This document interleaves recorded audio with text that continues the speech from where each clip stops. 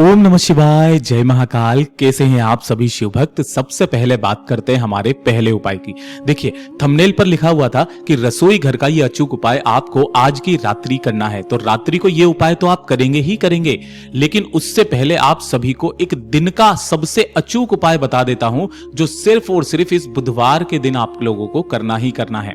ये वाला उपाय तब किया जाता है कि अगर आपके कार्यों में देरी हो रही हो, कोई सा भी कार्य है जिसमें देरी हो रही है, कोई रुकावट आ रही है, कोई बाधा आ रही है, चाहे वो शादी का कार्य हो, चाहे वो विवाह का कार्य हो, चाहे वो आपके नौकरी के लिए किसी भी तरीके की कोई समस्या आपके जीवन में आ रही है, व्यापार को लेकर के मकान बना रहे हो, कुछ सोच रहे हो, लेकिन उनमें कोई ना कोई रुकावट जब आपके जीवन में आती चली जाए, कार्य नहीं बन रहे हो, है ना, तब पूज्य गुरुजी ने एक बहुत विशेष उपाय बताया, चने की दाल का।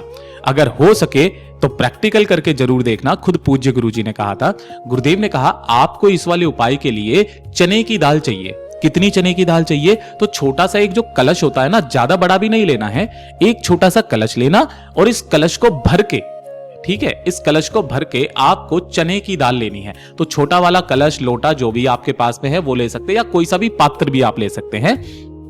चने की दाल लेना, और चने की दाल के साथ में आपको चाहिए होगी 2 पूजा वाली सुपारी, जो ये गोल सुपारी होती है ना, ऐसी कितनी चाहिए? 2। एक भगवान गणेश के नाम की और एक माता गौरा के नाम की। ये 2 सुपारी लेना, और इन्हीं दोनों सुपारी को भी आपको इसी वाले कलश के ऊपर ही इस तरीके से रख देना है। मां जगदम्बा अर्थात मां गौरा का स्मरण करके और भगवान गणेश का स्मरण करके, इस तरीके से करके मात्र एक सिक्का, चाहे 1 रुपए का, चाहे 2 का, चाहे 5 का, चाहे 10 का, इसी वाले कलश के अंदर ही आपको रख देना है। और फिर उसके पश्चात कोई सा भी एक पीला कपड़ा लेना, और उस पीले कपड़े से इस पूरे के पूरे कलश का मुख क्या कर देना है? आपको बंद कर देना है। कुछ इस तरीके से पूरे के पूरे मुख को इसको बंद कर देना, ठीक है। चाहे किसी भी मोली, कलावा, लच्छा जो है उससे इस तरीके से आपको बांध देना है।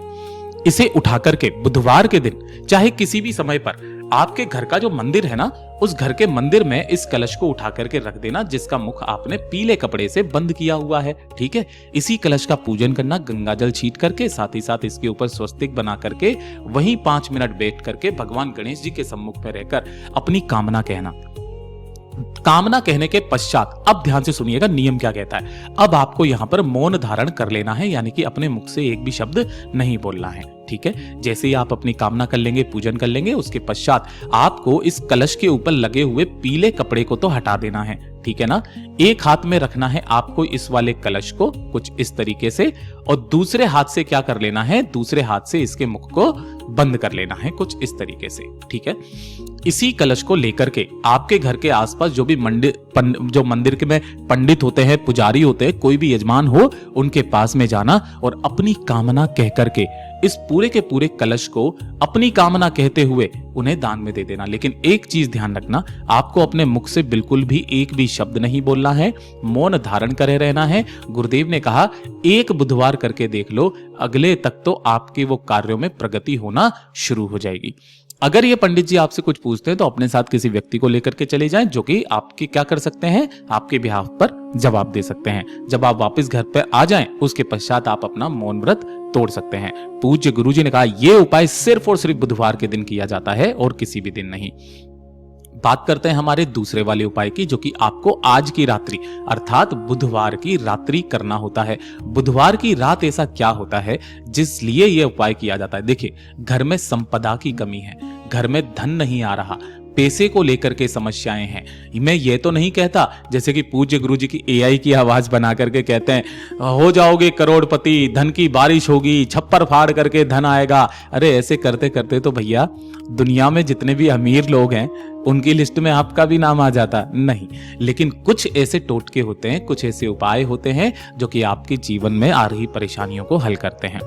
गुरुदेव ने यह वाला उपाय बताया था, जब संपदा में कमी हो, धन कहीं से नहीं आ रहा है, किसी कारणवश आपके उस धन के आने में रुकावट सी लगी हुई है, ठीक है ना, तब गुरुदेव ने कहा था कि यह आपके उन सभी रुकावटों का जो भी कारण है ना, उनका काट करता है। गुरुदेव ने कहा एक आपको छोटी सी कटोरी ले लेनी है, जो भी कटोरी आपके घर में मिल जाए, चाहे कांच की चाहे स्टील की, एक कटोरी लेना। इसके अंदर गिन करके 108 गेहूं के दाने, ठीक है, कितने?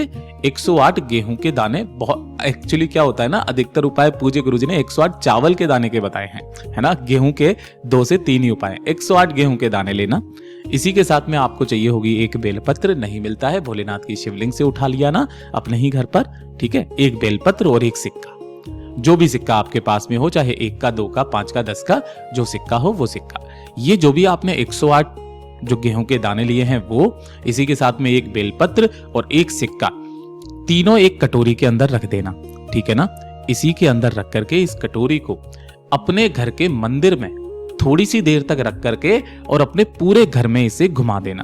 घुमा देने के पश्चात आपके घर में जो पानी पीने का स्थान होता है, परिंदा होता है ना, यहाँ पे, ये नहीं है आरओ सिस्टम होगा, वहां जाकर के इस कटोरी को रात्रि के समय रख देना, ठीक है ना। पूरी रात्रि भर इसे यहां रखे रहने देना। एक काम का जरूर करना कि यहां पर एक लंबी बाती का दीपक जरूर लगा दीजिएगा। धन, संपदा, वैभव में जब हम वृद्धि की कामना करते हैं, लंबी बाती का दीपक लगाया जाता है। यहां पर आपको लंबी बाती का एक दीपक लगा देना है। पूरी रात इसे यहां पे रखे रहने देना, बुधवार की पूरी रात। जब अगला दिन आएगा तो अगला दिन कौन सा होगा? यस, गुरुवार का दिन। ये सबसे विशेष दिन होता है। आपको क्या करना है, दीपक तो ठंडा हो चुका होगा, आपने कटोरी के अंदर जो ये 108 गेहूं के दाने, बेलपत्र और एक सिक्का रखा हुआ था ना, इसे उठाना। उठा करके 1 लोटे शुद्ध जल के साथ में पहुंच जाना भोलेनाथ के मंदिर में, शिवलिंग के पास। यहां आपको शिवलिंग के पीछे की तरफ में आसन लगा करके बैठना है, जिससे आपका मुख उत्तर दिशा की तरफ में हो जाएगा। सबसे पहले आपको करना क्या है, जो 1 लोटा शुद्ध जल लिया है उसे पहले भोलेनाथ की शिवलिंग पर समर्पित कर देना।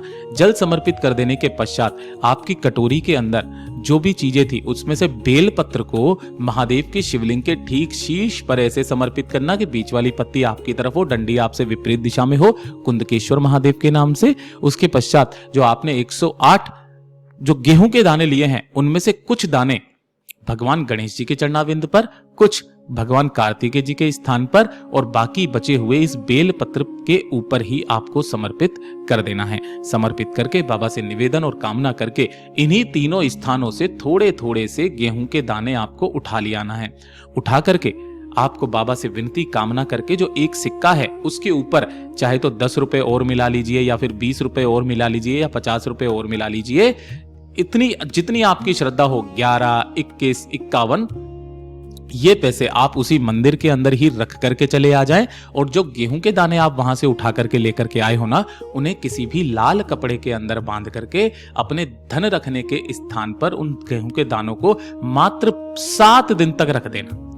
7 दिन के पश्चात उस पोटली को ऐसा का ऐसा ही उठा करके किसी भी बेलपत्र पेड़ के नीचे रख करके चला आ जाना। वैसे तो कहा था किसी बहते नदी, तालाब, सरोवर में बहा देना, लेकिन अगर आपके घर के आसपास नहीं है तो बेलपत्र पेड़ के नीचे रख करके आना। उसके पश्चात देखिएगा आपकी जितनी भी बाधाएं आ रही है ना जीवन में, वो सारी समाप्त होगी।